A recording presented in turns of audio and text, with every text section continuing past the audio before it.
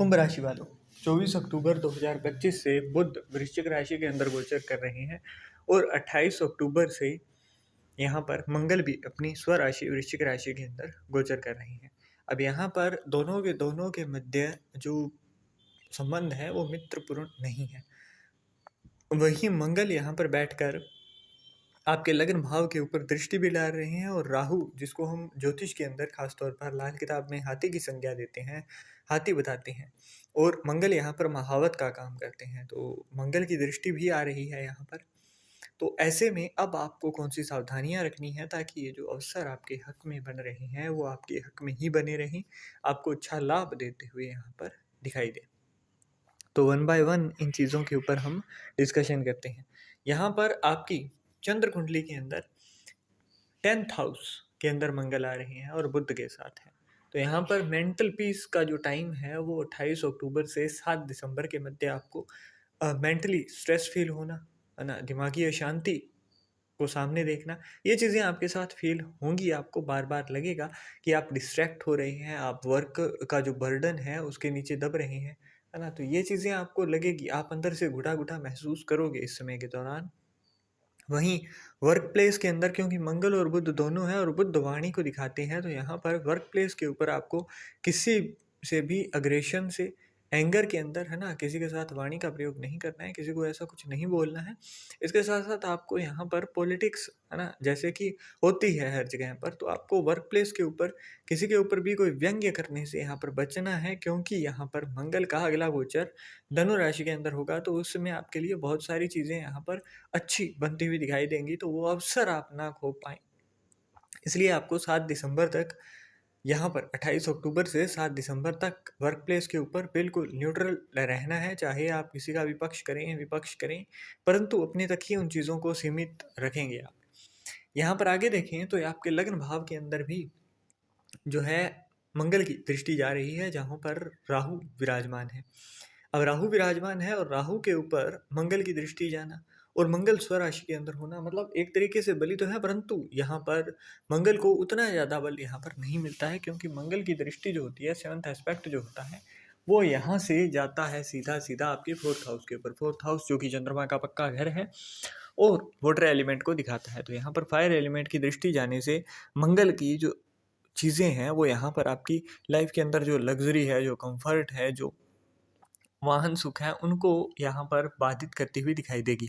ऐसे के अंदर आपको राहु क्योंकि लगन भाव के अंदर है, तो उनको काबू करने के लिए मंगल को अच्छा करना होगा। मंगल को अच्छा करने के लिए आपको यहाँ पर शनिदेव के मंदिर के अंदर, अगर आप यहाँ पर दान दें इसको, किस चीज़ का, तो शहद का दान दिया जाता है ना। तो अगर ये शहद का आप दान दे सकें तो वो आपके लिए फेवरेबल रहेगा। और इसके साथ साथ आप यहाँ पर चांदी गले के अंदर धारण कर पाएँ तो बहुत अच्छा है। अगर ये ना हो पाए तो कच्चे दूध के अंदर थोड़ा मिष्ठान मिलाकर उसके अंदर जल डालेंगे और उसको सारे घर के अंदर उस जल का छिड़काव करना आपके लिए फ़ायदेमंद रहेगा।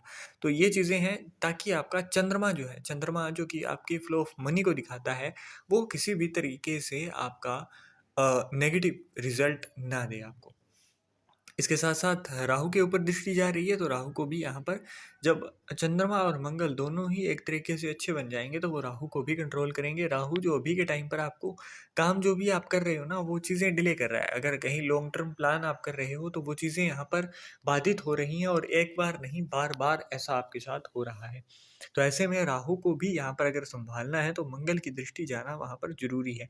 राहु लग्न भाव के अंदर है, तो इसलिए आपको दो चीज़ों की खास तौर पर सावधानी रखनी है। एक तो जल्दबाजी नहीं करनी है किसी भी कार्य के अंदर। जितना ज़्यादा संयम और धैर्य रखेंगे, आपके कार्य उतने ही आसानी से होते हुए दिखाई देंगे। जहाँ जल्दबाजी की, वो कार्य अगर एक दिन में होना था तो वो वीक्स, मंथ्स, इस तरीके से टाइम लेता जाएगा, और छोटा सा काम भी आपका बहुत ज़्यादा लेट होता हुआ यहाँ पर दिखाई देगा। तो इसलिए बहुत ज़्यादा जल्दबाजी आप नहीं करेंगे, इस चीज़ से आपको बचाव करना है। वहीं कुंभ राशि वालों को, क्योंकि यहाँ पर राहु का फर्स्ट हाउस के अंदर आना और मंगल का इम्पैक्ट होना, यहाँ पर लव रिलेशंस की अगर बात करें तो वहाँ पर आपको थोड़ा सा, है ना, एडवर्स इम्पैक्ट यहाँ पर देता हुआ दिखाई देगा। लव रिलेशन के अंदर आप, क्योंकि फ्रस्ट्रेशन आपकी वैसे भी होगी, तो ये फ्रस्ट्रेशन क्या होता है ना, कि आप जहाँ पर गुस्सा निकलना होता है वहाँ नहीं निकलता है, और ये चीज़ें आपके लव्ड वंस को देखनी पड़ेगी, जिसकी वजह से आपके लव रिलेशंस यहाँ पर खराब होते हुए दिखाई देंगे, उनके ऊपर इम्पैक्ट पड़ता हुआ दिखाई देगा। इस मेंटल पीस का ना होना और यहाँ पर जो राहु का भी फेवर में ज़्यादा ना होना आपकी स्टडी को भी इम्पैक्ट में डालेगा। इसके साथ साथ अचानक लाभ के किसी ऐसे भ्रम में आप इस समय के दौरान आ सकते हो जिसके अंदर आप फाइनेंशियली कुछ भी इन्वेस्ट करो और वो चीज़ आपको लॉन्ग टर्म के लिए लॉस के अंदर डाल दे। तो इस मौके के ऊपर आपको एक चीज़ ध्यान में रखनी है, आप किसी भी लॉटरी, जुआ, सट्टा इत्यादि के कार्य के अंदर बहुत ज़्यादा ही आप एक्स्ट्रा ऑर्डिनरी रिस्क नहीं लेंगे यहाँ पर, है ना? मतलब ऐसा नहीं होगा कि आप हर चीज़ को एक साइड के अंदर रखकर आप एक लंबा यहाँ पर कोई जुआ खेलने की सोचें, तो वो चीज़ें अभी आपके लिए फेवर में नहीं है। और यहाँ पर आगे हम देखें तो क्योंकि मंगल की भी जो है यहाँ पर एर्थ एस्पेक्ट अगर हम देखें तो वो यहाँ पर जा रही है जहाँ पर देवगुरु बृहस्पति स्टडी के भाव के अंदर पहले से ही है। तो यहाँ पर दो चीज़ों का आपको ध्यान रखना है, एक तो आप चने की दाल आप दान में नहीं देंगे, पीले रंग का कोई वस्त्र आपको दान में नहीं देना है ना? गोल्डन या फिर गोल्ड से जुड़ी हुई जो कोई भी चीज़ आपको अपने हाथ से और अपनी कमाई से किसी को दान में नहीं देनी है, ना ही इस चीज़ का गिफ्ट देना है ना?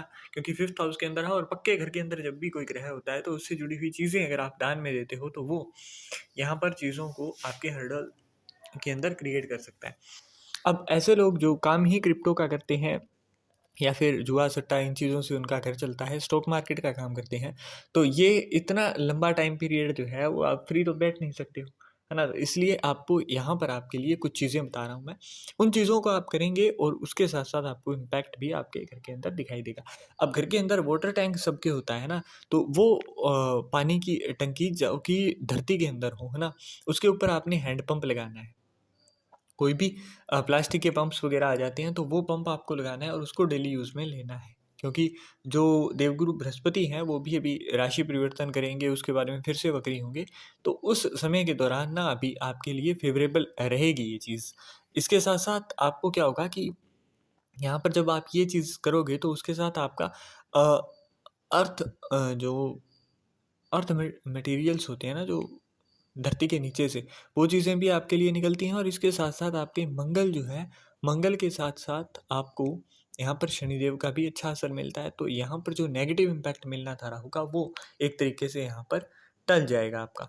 वहीं देवगुरु बृहस्पति के लिए आपके द्वारा यहाँ पर विष्णु सहस्त्र नाम का पाठ करना या फिर आदित्य हृदय स्तोत्रम का पाठ करना आपके लिए यहाँ पर फ़ायदेमंद दिखाई देगा।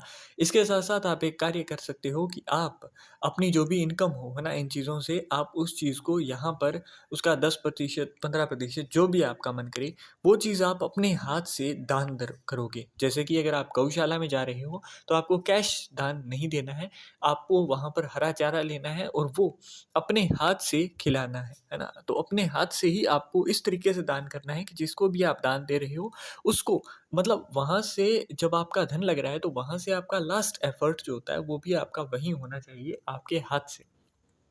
और ये दान आपका गुप्त रहना चाहिए, मतलब आप बाहर आकर किसी को भी नहीं कहोगे कि ये चीज़ें मैंने की हैं। तो यहाँ पर गुप्त दान का इसलिए महत्व है क्योंकि 5वां भाव जो है वो पितरों के लिए होता है, पितरों के निमित्त होता है। तो इसलिए आप इससे जुड़ा हुआ जब यहाँ पर कुछ भी कार्य करेंगे तो वो आपकी पितृ कृपा को आपके तक पहुँचाएगा और उससे आपके अचानक होने वाले लाभ में वृद्धि होती हुई आपको दिखाई देगी। तो कुंभ राशि वालों, आज के इस सेशन के अंदर मैंने कुछ सावधानियाँ बताई, कुछ उपाय बताए। आशा करता हूँ कि आपको जो भी चीज़ें बताई गई हैं, आप उनका पूर्ण रूप से ध्यान रखेंगे।